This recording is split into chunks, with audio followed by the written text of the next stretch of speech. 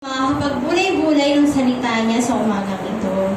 Amen. So tayo po dadako sa ating devotion. So ang ating devotion po ay ating pinamagatang Trust God and Pray. Amen. So buksan po natin ating mga Biblia kung meron po tayo ngayon. Yan, dito po tayo magbubulay-bulay sa Proverbs chapter 3 verse 5 to 6. So, ayan, meron po tayo din ng Tagalog and NIV version. So, sabi po dito sa Tagalog, kay Yahweh ka magtiwala, buong puso at lubusan, at huwag kang mananangan sa sariling karunungan. Sa lahat ng iyong gawain, siya nga'y alalahanin, upang ika'y patnubayan sa iyong mga tatahakin. Amen. So, maganda rin po hindi sa version ng NIV. Trust in the Lord with all your heart, and lean not on your own understanding. In all your ways submit or acknowledge to Him, and He will make your paths straight. Amen. So, ito pong verse na ito ay talaga namang isa sa mga alam ng mga Christian. Amen. Itong, lagi ko rin itong naririnig, itong Proverbs 3, verse 5 to 6. So, ito po mga kapatid, pag bulay-bulayin natin, himayin natin verse to verse. So, dito po sinabi sa verse 5 na, yan, trust in the Lord. Amen. So, mga kapatid, ano po unang pumapasok sa isipan natin pag sinabi po natin trust or tiwala? Amen. Di ba, madalas na naririnig ko sa mga millennial, sa mga Gen Z, tiwala lang. Diba? Tiwala lang. So, lagi ko rin yan naririnig yung trust, kailangan may trust. So, dito po, sa dictionary, ibig po sabihin ng trust is assured reliance on the character, ability, strength, or truth of someone or something. Or sa madaling salita po, one in which confidence is placed. Amen. So, tayo po, diba, pag sinabi natin tiwala, siya, big word siya. Amen. At pag tayo po, magbibigay po tayo ng tiwala, halimbawa sa isang tao, kailangan kilala natin siya. Halimbawa si Isakar, halimbawa hawak-hawak ni Tita Celine niya, hindi naman pwede na ipa-suyo niya or ano niya na, o ikaw muna magbantay dito kahit hindi niya kilala. Hindi naman po pwede yun, di ba?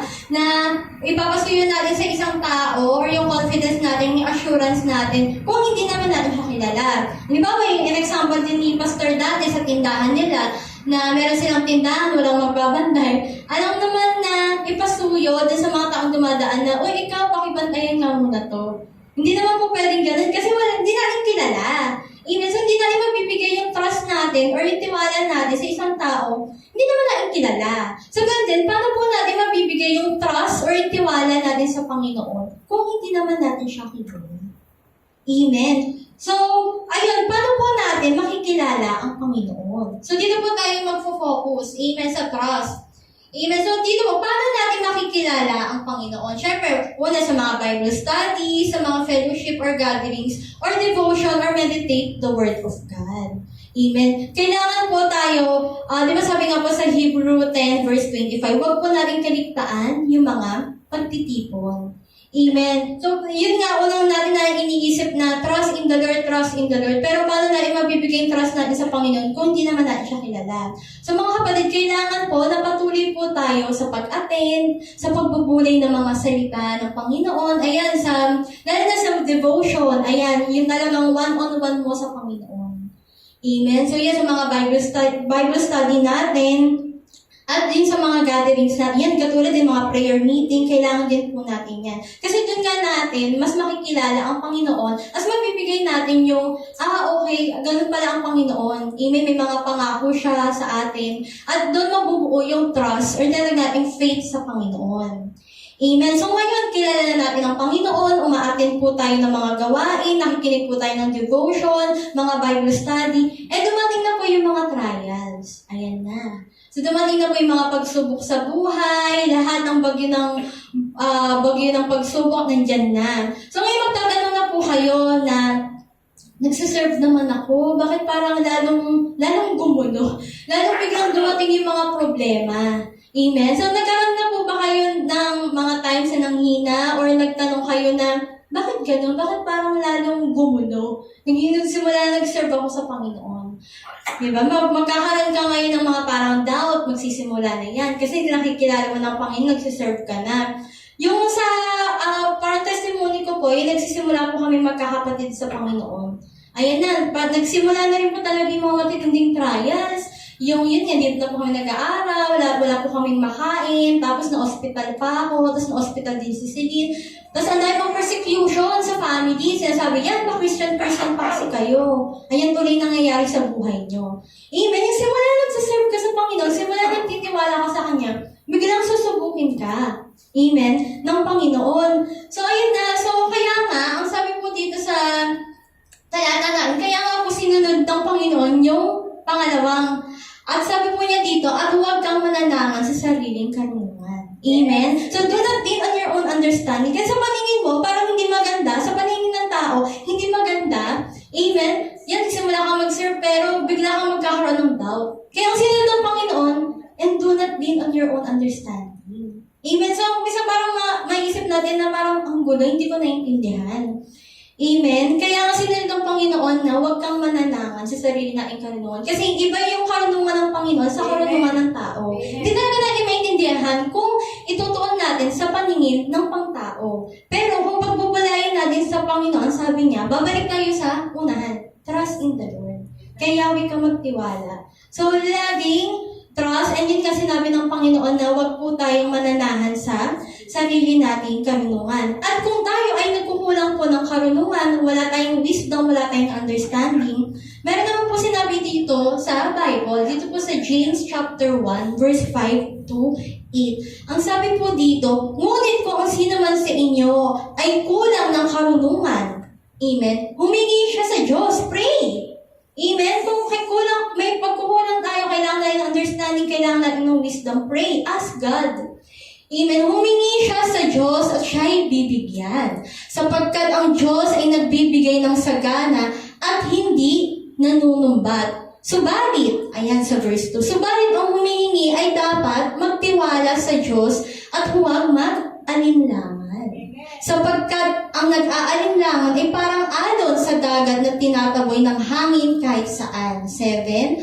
Huwag umasang tatanggap ng anuman mula sa Panginoon ang tao, pabago-bago ang isip at di alam kung ano talaga ang nais. Amen. So, ganyan, kalakip na naman po yung trust and yung faith sa Panginoon. Kung tayo, magpe-pray tayo sa Panginoon, Lord, mahingi naman po ng understanding, Lord, mahingi naman po ng wisdom, hindi ko po naintindihan kung ano yung mga nangyayari sa akin. Amen. Amen. Kasi nga, sa atin, hindi talaga natin maintindihan sa mata ng tao. Amen. Pero kung hihingi tayo sa Panginoon, ang sabi naman po dito, siya'y magbibigay. At siya'y bibigyan sapagkat ang Diyos ay nagbibigay ng sagana at hindi nanunumbat. So, ibig sabihin, mga kapatid, kung tayo lamang ay lalapit sa Panginoon with trust, with faith, magpapray tayo sa Kanya, ibibigay naman ng Panginoon. Bibigyan niya tayo ng peace of mind. Okay. Pagkatapos mag-pray na may buong tiwala sa Kanya, magkakaroon ka ng peace eh. Okay, Lord, magtitiwala ako sa iyo kahit anumang nangyayari sa ngayon, sa mga pagsubok na pinagdaraanan ko, magtitiwala ako. Magkakaroon ka ng peace ngayon.